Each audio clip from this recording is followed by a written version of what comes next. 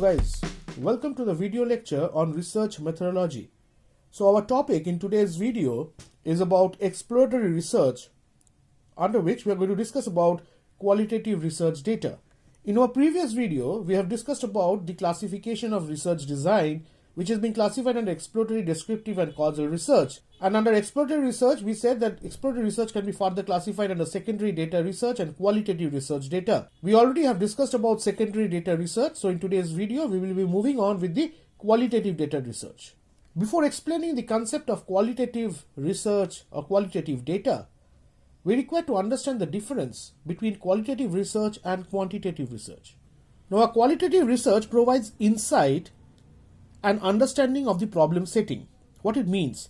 Basically, a qualitative research is more of an unstructured research, an exploratory research methodology based on a very small sample size that provides insight and understanding of the problem setting.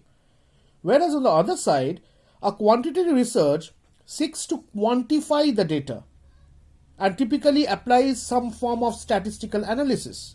So whenever there is a research problem has to be addressed, quantitative research must be preceded by an appropriate qualitative research. So sometimes qualitative research is undertaken to explain the findings obtained from a quantitative research. Therefore, a quantitative research is a research methodology that seeks to quantify the data and typically applies some form of statistical analysis. But since our topic in today's video is about qualitative research, so a qualitative research is a research which tries to understand the underlying reasons and the motivation. It is dealing with a very small sample cases. Most are unstructured in nature and non-statistical in data analysis form. Let's understand the classification of qualitative research. Now, qualitative research can be classified under two broad heads. One is direct approach, the other is an indirect approach, or we can term the direct approach to be non-disguised and the indirect approach to be disguised. Now, what it means? So let's understand the difference between direct and indirect approaches. Now, in direct approach, one type of qualitative research in which the purpose of the project are disclosed to the respondent. That means the respondents are already aware of why and what kind of questions being thrown to them, given with respect to the nature of the interview. Whereas on the other side, when we talk from the point of view of indirect approach, it's a type of qualitative research in which the purpose of the project are disguised or hidden from the respondent. So an indirect approach is a disguised approach.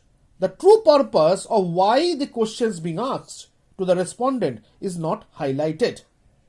So direct approach is said to be non-disguised, whereas the indirect approach is a disguised form with respect to the purpose of the questionnaire or the project being done. Now, direct approach can be classified at two broad heads. One is a focus group, the second part is depth interview, whereas the indirect approach is classified under the head projective techniques. Under projective techniques, the commonly used indirect techniques consist of association, completion, construction, and expressive techniques. So each of these techniques will be discussed in details while we discuss projective techniques. Now let's concentrate on our discussion in today's video about focus group. The question comes, what is a focus group? Now, focus group means when an interview conducted by a trained moderator among a small group of respondents in an unstructured and natural manner. The moderator leads the discussion. The main purpose of this focus group is to gain insight by listening to a group of people from the appropriate target group or a target market that talks about the issues of interest to the researcher. The value of the technique lies in the unexpected finding often obtained from a free-flowing discussion by the group. Thus, a focus group consists of 8 to 12 members, homogeneous in nature with respect to the group formation, in a relaxed informal atmosphere where the discussion takes place. It's normally of a duration of 1 to 3 hours, are being recorded with respect to videos and audios, and a moderator who is a person who conducts the entire focus group. So the major characteristics of focus group is that it includes a group of people. The group of fewer than 8 are unlikely to generate more momentum or group dynamics, which is necessary for the discussion. So likewise, groups more than 12 may not be too good because it might be too crowded and conclusive decision making cannot be taken. So a focus group should be homogeneous in nature with respect to demographic and socio-economic characteristics. Now, the group member avoids interaction and conflict among group members is very, very important part in a focus group, which the moderator has to take into consideration. Moreover, the participants should be carefully screened to meet the certain criteria. The participants must have adequate experience with the point of discussion or the object or the issues being discussed. Now, people who have already participated in numerous focus groups should not be included. Now, this so-called professional respondents, if taken into a group, might lead to some serious validity problems. Now, the physical setting for the focus group is also very, very important. A relaxed, informal atmosphere will encourage spontaneous comments coming from the respondent.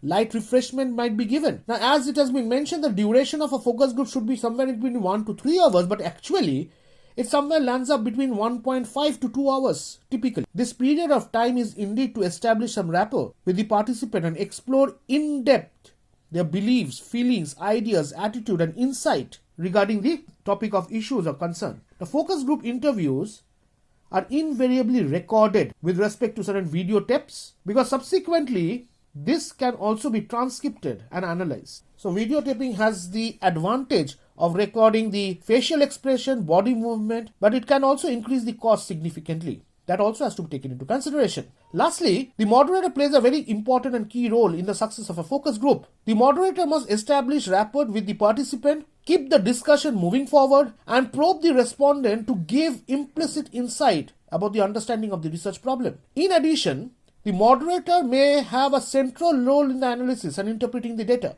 Therefore, the moderator should possess skill, expertise, experience, knowledge with respect to the topic on discussion and understanding maybe the group dynamics. So coming down, what are the key qualifications of a focus group moderator? Now, the key qualification might include kindness with firmness, in the sense the moderator should combine discipline as well as understanding of the basic discussion which is happening and the interaction which is happening. And he or she should allow, the moderator should allow the interaction to happen because it's more of an unstructured discussion. Secondly, the level of involvement, the moderator should also encourage and stimulate intense involvement of all the respondents who are participating in this focus group. The moderator also should take into consideration that a discussion remains on a specific topic and doesn't deviate to some other thing which is not essential for the purpose of the research. The moderator should encourage other members to participate who are unresponsive in nature and has to be flexible with respect to the unstructured nature of the focus group. So these are few of the major qualifications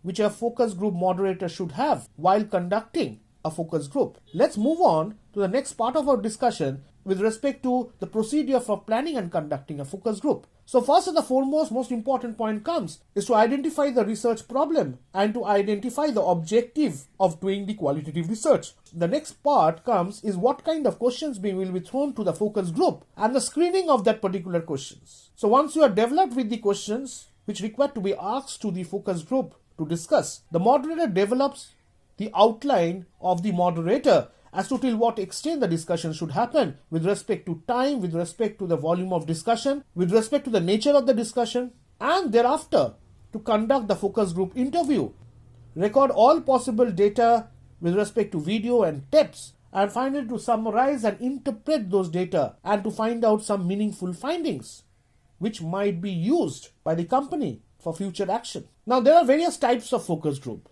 Now, one of the most important type is a two-way focus group. Now, what I mean by a two-way focus group? Now, there are two different groups. It allows one target group to listen and the other target group is related who discuss about the kind of research problem being highlighted. So there can be an example with respect to one group which represents the company and the other groups are the consumers or the customers of that particular product from that particular company. So it can even be a patient on one side and the doctors or the physicians on the other side. So it talks about a two-way focus group and both the group listen to each other and discuss. A dual moderator group, when you have two moderators. So one moderator is responsible for the smooth flow of the session and time management.